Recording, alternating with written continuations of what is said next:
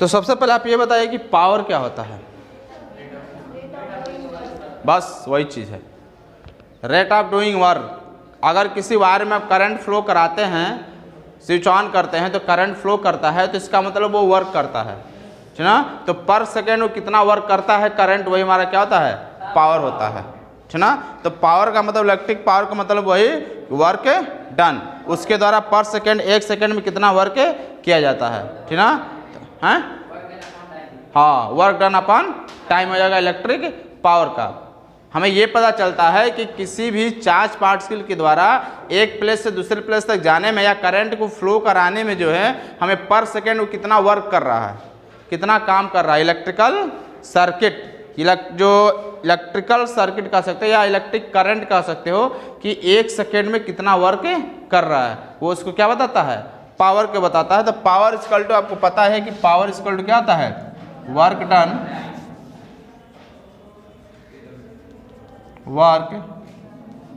Done by में time होता है।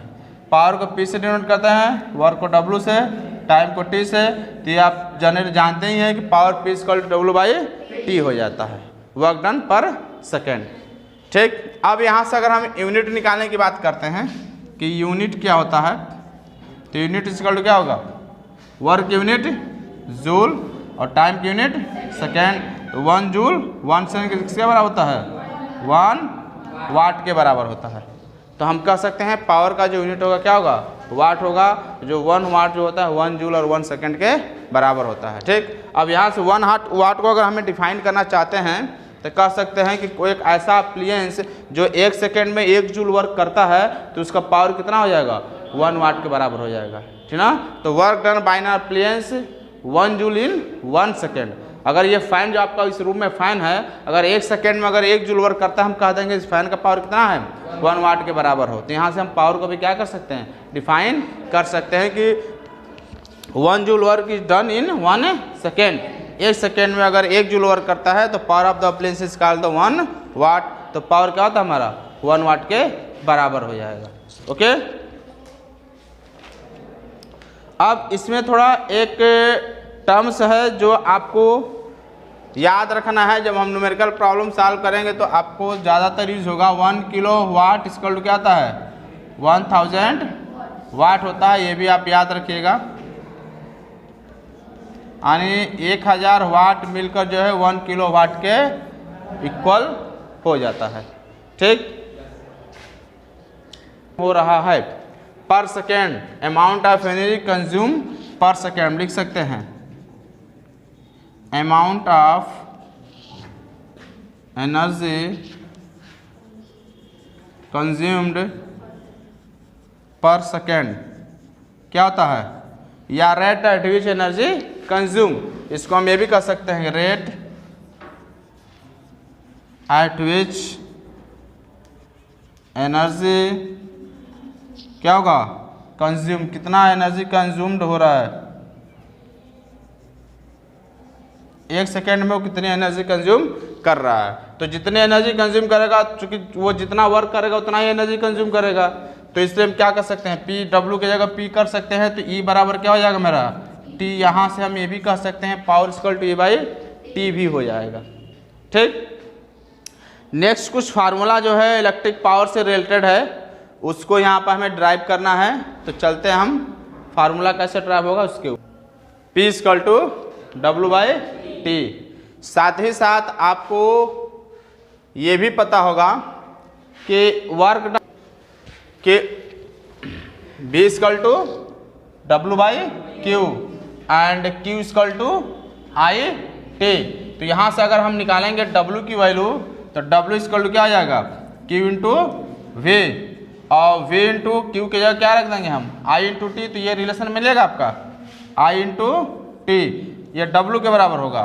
तो यहाँ पर अगर हम W की जगह रखते हैं VIT, तो V इक्वल टू क्या हो जाएगा, P equal to V into I into T by में T। तो कैंसिल आउट होगा तो V इंटू I होगा। तो ये आप याद रखिएगा, V इंटू I।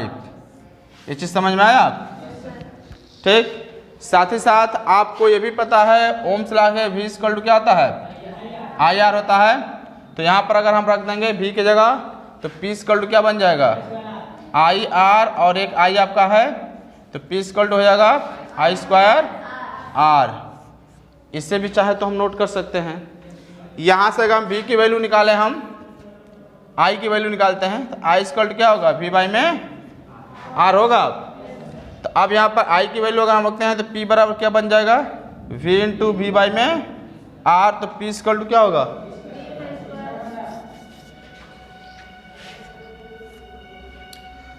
v की वैल्यू यहाँ रखेंगे तो p equal to v into I की जगह v बाई r, तो v बाई r होगा तो क्या बनेगा p equal to v square by में r।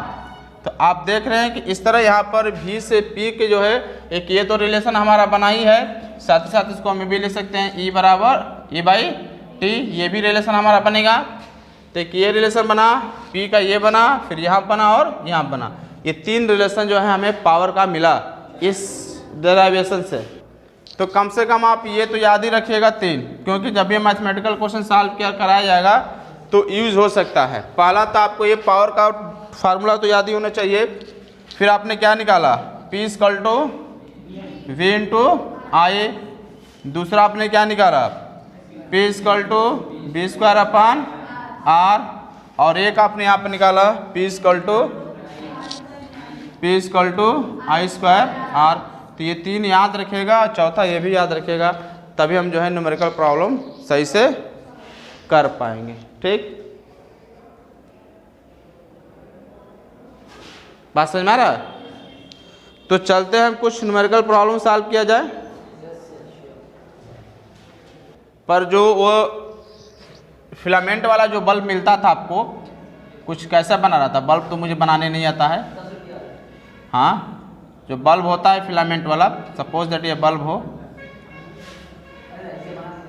ठीक, ये फिलामेंट वाला बल्ब रहता था ऐसे, पता ना बल्ब। तो फिलामेंट वाले बल्ब को जिस कवर में हम रखते थे उस कवर पर लिखा रहता था 220 वोल्ट एंड 100 वाट, ऐसे लिखा रहता था, ठीक ना। तो 220 हाँ वाट होगा, अच्छा दोनों जगह भी हो गया, ये W कर देंगे, ठीक। तो 220 का मतलब कि 220 वोल्ट वो यूज़ करता है, और 100 वाट का मतलब कि वो 1 सेकेंड में कितनी एनर्जी कंज्यूम करेगा 100, उसका पावर कितना है 100 है। तो ये रेट बताता है बल्ब का, हर बल्ब के ऊपर लिखा रहता है कि कितने उसको वोल्टेज चाहिए, वोल्ट उसका कितना होगा, और फिर वो कितना एनर्जी कंज्यूम कर सकता है पर सेकेंड, यानी उसका पावर कितना होता है। यहाँ पर 100 वाट है, मतलब वो 100 जो है हर सेकेंड 100 वाट जो है एनर्जी, यानी उसका पावर कितना होगा 100 होगा इस बल्ब का। बस में आ रहा है? तो यहाँ से हम इसे ये रीड कर सकते हैं। कुछ क्वेश्चन सॉल्व करते हैं, कम एनर्जी कंज्यूम होता है तो वहाँ पर जनरली हम क्या करते हैं वाट, जैसे हम फैन का पूछेगा कितना पावर है तो हम इसको वाट में ही बता देंगे, टीवी का पूछेगा कितना पावर है तो हम उसको वाट में ही बता देंगे, बल्ब का भी वाट में ही बता देंगे। बट अब बहुत अधिक स्केल में अगर एनर्जी कंज्यूम हो रहा है तो वहाँ पर वाट बताना हम लोग के लिए सूटेबल नहीं होता है। तो वहाँ पर जो हम एनर्जी कंज्यूम होता है उसको हम बताते हैं किलो वाट आवर में, कि कोई भी अप्लायंस जो है 1 घंटे में कितनी एनर्जी कंज्यूम कर रहा है, मतलब उसका पावर रेट क्या है ना। तो वो किलो वाट आवर का मतलब कि एक घंटे में अप्लायंस के द्वारा खर्च किया गया एनर्जी, यानी 1 घंटे में अगर वो 1 किलो वाट एनर्जी अगर 1 घंटे में खर्च करता है तो हम बोल देंगे 1 किलो वाट आवर। आपका है ये है क्या 1 किलो वाट आवर, मतलब कि कितना खर्च करेगा 1 किलो वाट, और कितने घंटे में 1 घंटे में। तो 1 घंटे में 1 किलो वाट, ये 1 किलो वाट क्या है पावर है इसका। भाई पी को वाट में मेजर करते हैं ना भाई पावर को, तो किलो वाट है। तो 1 किलो वाट में अब कितना होता है 1 किलो वाट इक्वल टू 1000 वाट, यानी वो 1 घंटे में अगर 1000 वाट एनर्जी कंज्यूम करे, यानी उसका पावर जो है कितना हो 1000 हो, तो एक घंटे में इतना खर्च करेगा एनर्जी। तो अब उस समय जो एनर्जी कंज्यूम होता है उसको हम क्या कहेंगे 1 किलो वाट आवर। बस मारा। और नहीं तो ऐसे पर सेकेंड का मेजर करना रहता है तो बस हम वाट बोल देते हैं कि 1 सेकेंड में कितना करेगा, 1 सेकेंड में 1 वाट करता है, तो स्मॉल अगर अमाउंट ऑफ एनर्जी हमें मेजर करना है तो वाट जनरली यूज़ कर लेते हैं, और लार्ज स्केल पर मेजर करना है जिसको हम कमर्शियल स्केल कहते हैं तो वहाँ पर हम वाट ना लेकर क्या बोलते हैं, किलो वाट आवर, क्योंकि एनर्जी वहाँ पर बहुत ज़्यादा खर्च होता है। तो वाट में अब जैसे मान लीजिए आपको एनर्जी खर्च होता है कि कोई ऐसा अप्लायंस है, सपोज दैट समझने के लिए ऐसा बता रहे हैं, कोई ऐसा अप्लायंस है यहाँ पर 225 वाट एनर्जी खर्च होता है, ठीक ना। तो अब किलो वाट ले लीजिए, किलो वाट ले लीजिए, इतना किलो वाट, तो 1 किलो वाट में कितना वाट होता है, 1 किलो वाट में कितना होगा, 1000 वाट होगा, 1000 वाट। तो अब हमें खर्च कितना हो जाएगा, 200, मतलब 2500 किलो वाट हो रहा है ना भाई। तो इसमें क्या हो जाएगा, हम इसको इरेज कर देते हैं, तो हो जाएगा 2500, इसमें 1000 का और मल्टीप्लाई कर देंगे, तो मतलब सब मिला के 5 हो जाएगा। अब इसको वाट में बताना थोड़ा सुटेबल नहीं होगा, इसलिए किलो वाट में बताना ही ज़्यादा बेटर होगा। तो जब लार्ज में अमाउंट ऑफ एनर्जी खर्च होता है तो हम किस में मेजर करते हैं इसे, किलो वाट आवर में। हम ये देखते हैं कि 1 घंटे में कितना खर्च करता है। अब वहाँ पर ये नहीं देखते हैं कि 1 सेकंड में कितना खर्च हो रहा है, हम ये देखेंगे कि 1 घंटे में कितना खर्च हो रहा है, ठीक ना। उसके आधार पर तो हम बताते हैं उसका पावर कितना होगा, मतलब कि कितनी एनर्जी कंज्यूम होगा, उसको बोलते हैं commercial unit of, commercial unit के नाम से उसको हम जानते हैं, ठीक। तो आपसे अगर कोई ऐसा कभी आता है तो आप कि कमर्शियल यूनिट क्या होता है, तो हम यही कहेंगे कि किलो वाट हावर।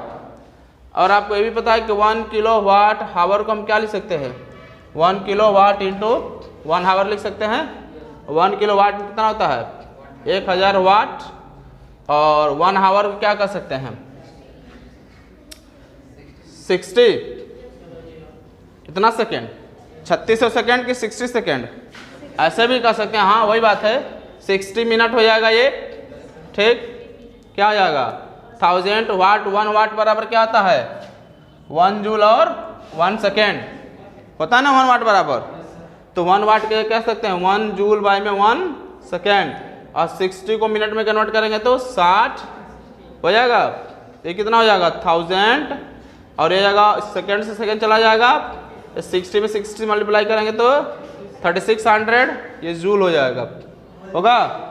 तो ये जाएगा 36 पर कितना पावर हो जाएगा, 1 2 3 4 5, 10 के पावर 5 जूल, 1 किलो वाट हावर। और 1 किलो वाट हावर की बात करेंगे तो यहाँ पर अगर हम पॉइंट लगाते हैं तो 10 के पावर 6 जूल।